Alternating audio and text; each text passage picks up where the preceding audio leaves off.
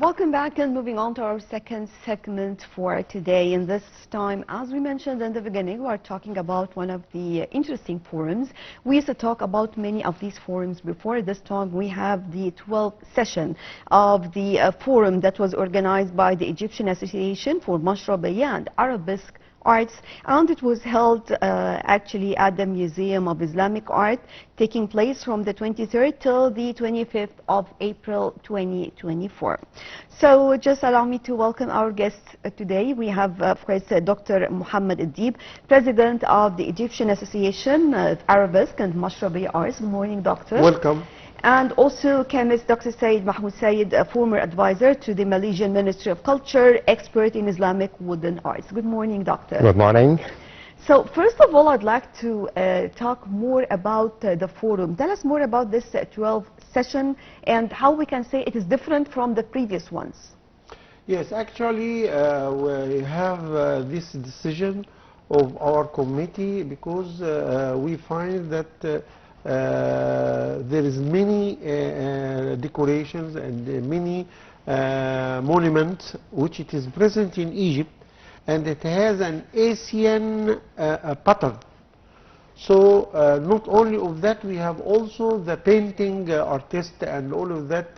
They went outside or for a different country. So we choose this is in this year that we have this is an Asian pattern, whether that it is decorations or monuments or handicraft, and we have a strategy that we want to continue with these Asian countries. Dr. Saeed, you can tell us more about this side, if you're talking about the Asian side, and more about this touch or these decorations taking place. First of all, I'd like to say something very important, that art is a mirror of the people and nations. So I think art never come by luck or come in one day. It's come from history and ancient civilizations.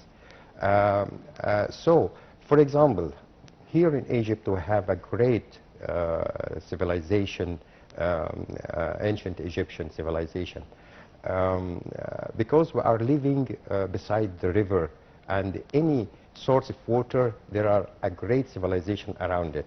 So the art talking about the behavior of artists, and any artist can see art from his spatial view.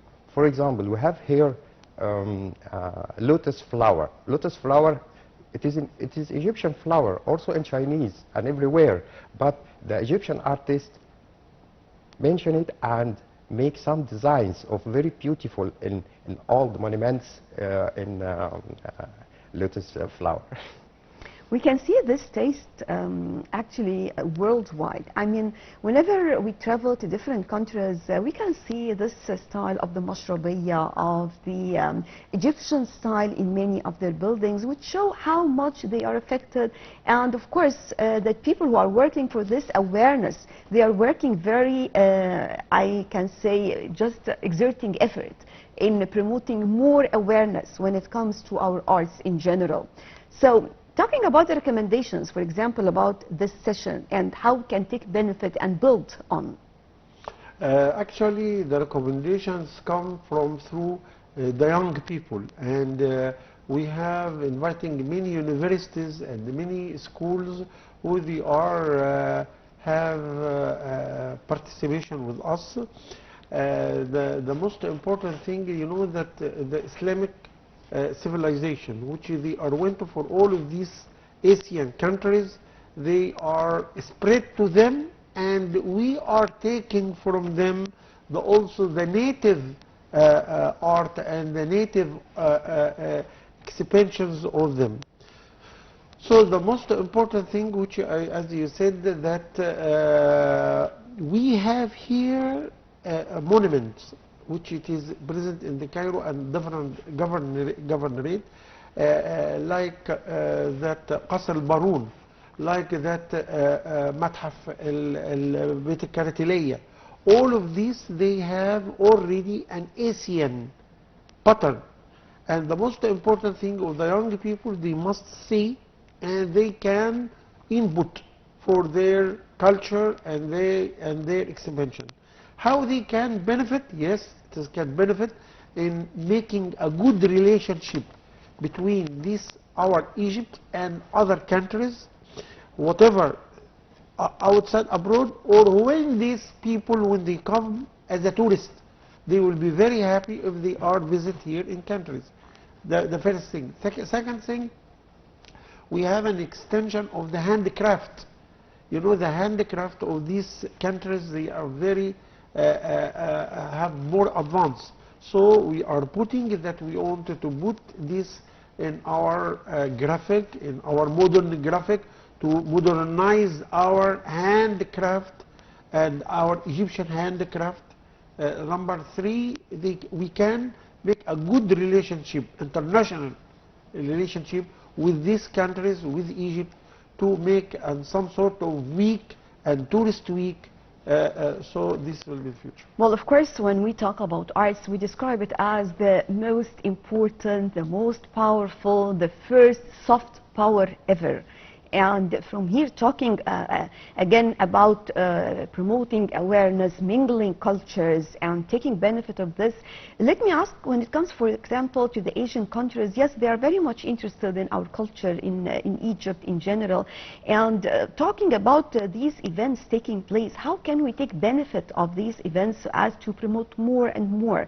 Yes, of course, they will come, they will be eager to learn more about it. I myself, when I visit such places here, you feel that as if you are traveling through time, because things are the same as it used to be years ago. So, Dr. Saeed, tell us more about it from this perspective.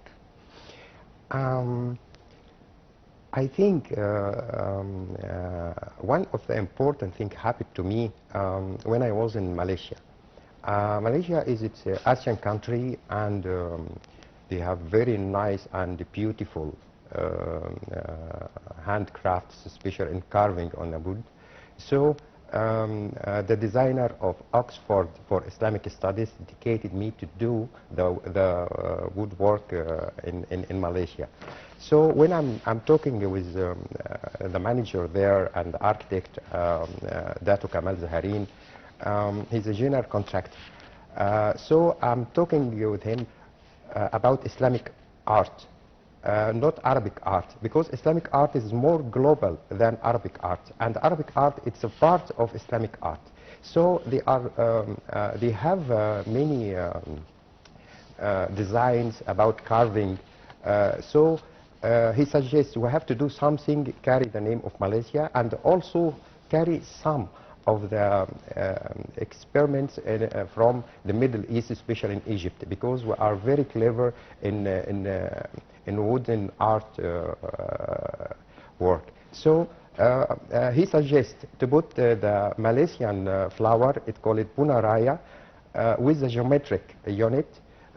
So we make it something very beautiful in acoustic panels there. It's a cover the auditorium and the cover the theater. So this is a very good example for melting and transfer art between different cultures and different nations. Dr. Mohamed, whenever we talk about this part when it comes to arts, actually it is very difficult, because it's not only about financial items or financial wise, but also we are talking about handicrafts. We are talking about creating new generation to inherit this culture or this actually part of arts through generations. And of course this is not that easy. It's very expensive, especially when it comes also to manpower. Convincing these young people to come to work and to learn how to do it in a competitive way. I mean, to be or to keep our competitive advantage in general. You raise a very important point, and this is one of the very high recommendation that the young people in the school and universities and on the different associations, we are encouraging them to have what they have at the back. for back of our culture, and also the back of other developed country which they have. I told you about the Asian.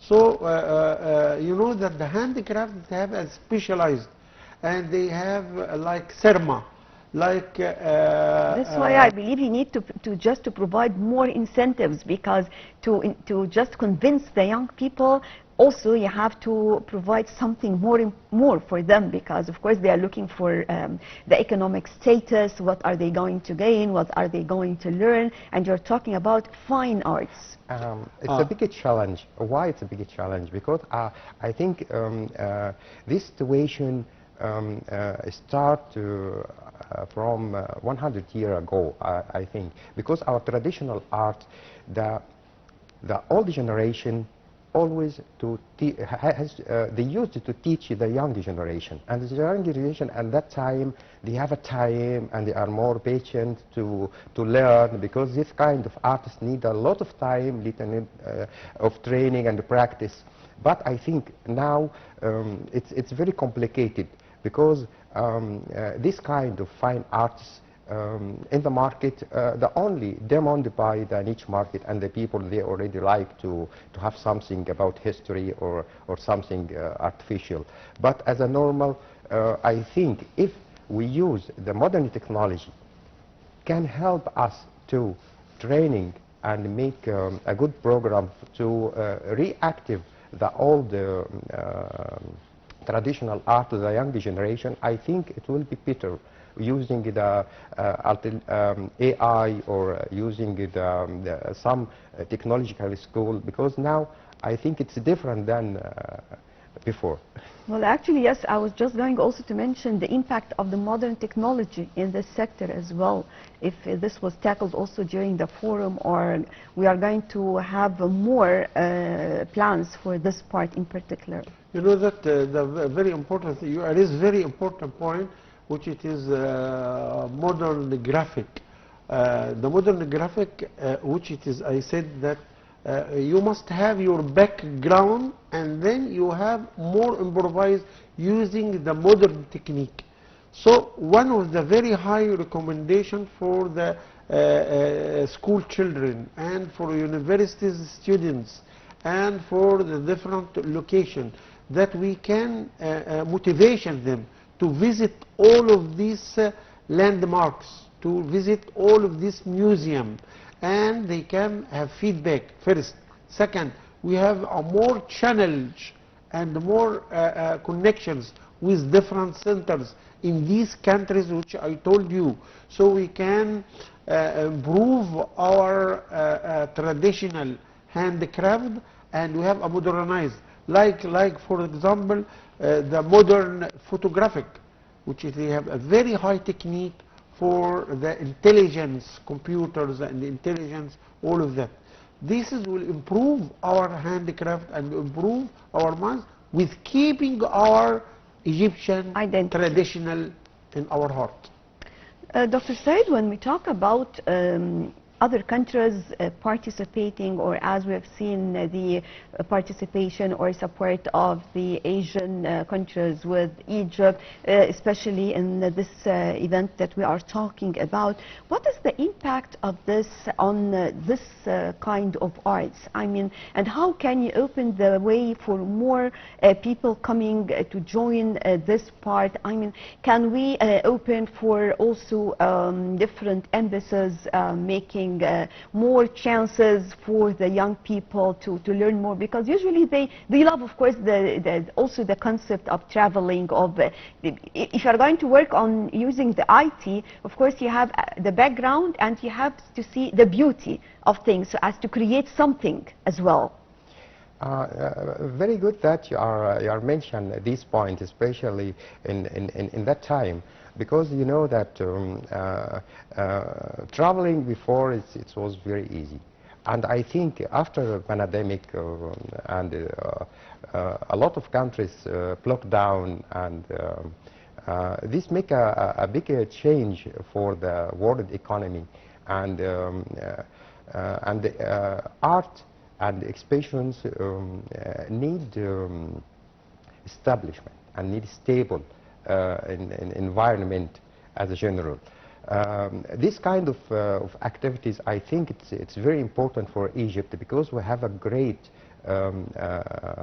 civilization about handcraft and traditional art.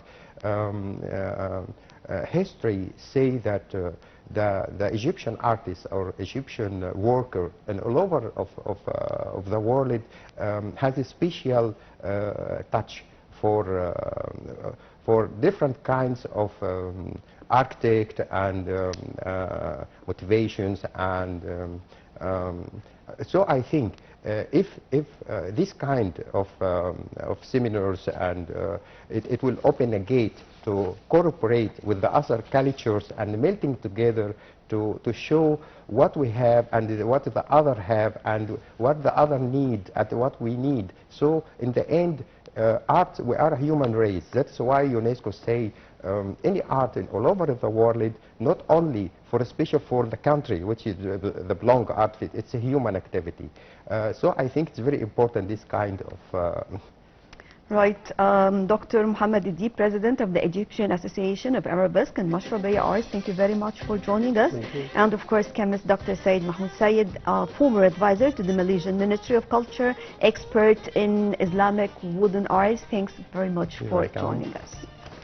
I guess with this we come to the end of our breakfast show for today. Thank you all for joining us, and stay tuned for more coming up on Nice TV International.